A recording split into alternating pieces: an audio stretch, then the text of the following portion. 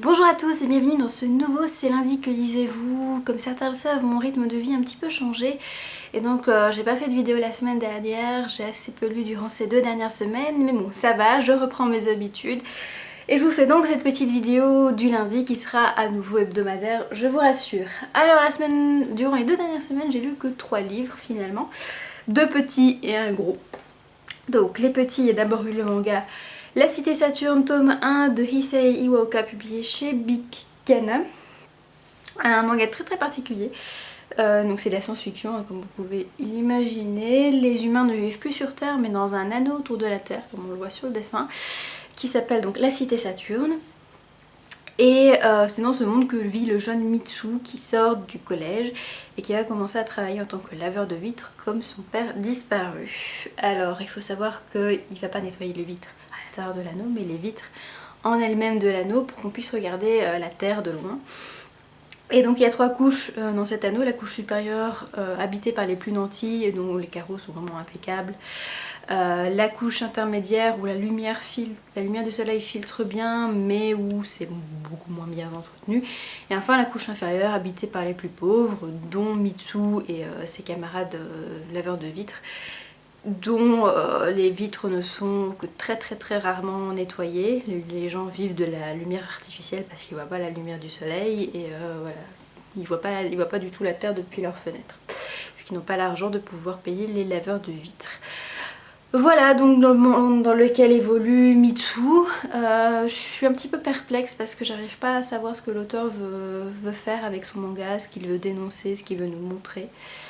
Là les journées de Mitsu se suivent, il remplit des contrats, il lève les carreaux, etc. Mais j'ai encore du mal à voir l'aboutissement de tout ça, donc il faudra voir avec les prochains tomes. Alors, le deuxième livre que j'ai lu, donc c'était le gros pavé qui était en cours il y a 2 semaines, donc Fils des brumes, tome 3, Le héros des siècles de Brandon Sanderson, publié au livre de poche. Toujours aussi génial. Voilà. J'ai même souvent envie de insulter Brandon Sanderson. Je m'excuse, mais bon, c'est vraiment terrible ce qu'il fait avec mes sentiments.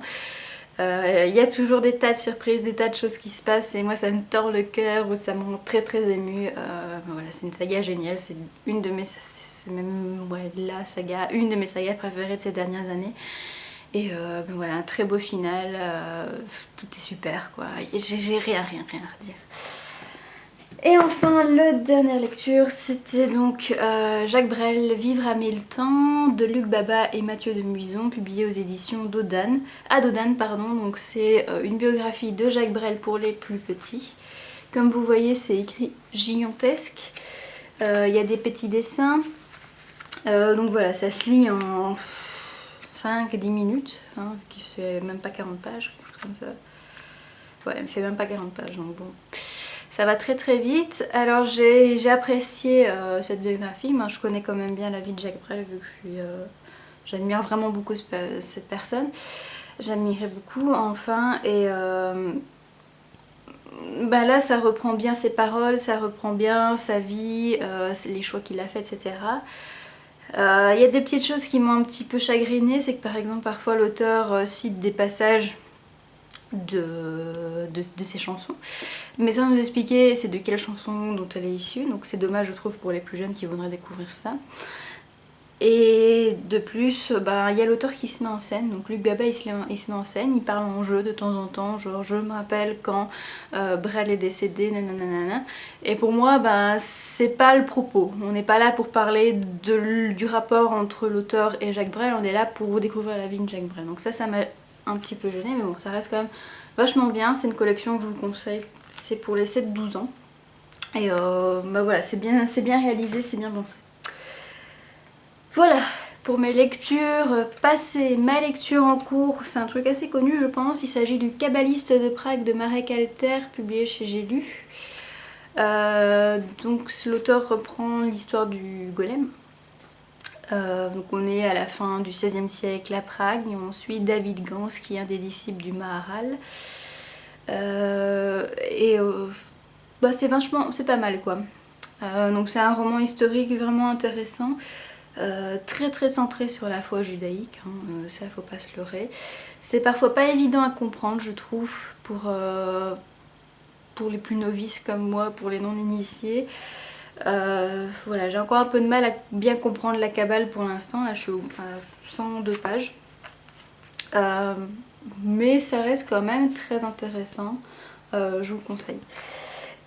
Et voilà, pour ma prochaine lecture, je vais m'attaquer à un mastodonte de la littérature française, je pense. Donc il s'agit du premier tome de La recherche du temps perdu de Marcel Proust. Donc le premier tome qui s'appelle Du côté de chez Swann.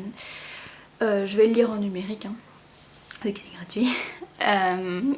Voilà, j'ai une petite crainte quand même de savoir si je vais arriver à accrocher, parce que voilà, quand j'ai dit que je voulais lire La recherche du temps perdu sur 1 ou 2 ans, donc là on s'est décidé avec mes partenaires de lecture commune sur Livre Addict, n'hésitez pas à nous rejoindre d'ailleurs, de lire peut-être un tome tous les 3 mois, voire peut-être même tous les 4 mois, ou enfin on verra, parce qu'il paraît que voilà, c'est costaud.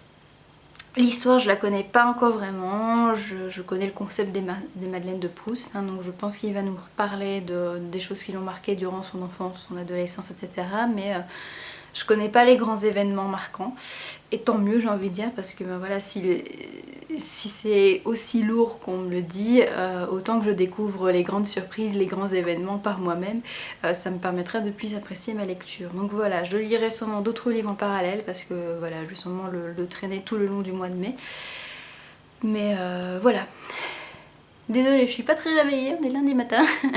Enfin, bref, je vais vous souhaiter une très bonne semaine, de bonnes lectures, et je vous dis rendez-vous durant la semaine normalement pour un petit In My Mailbox. Voilà, ciao!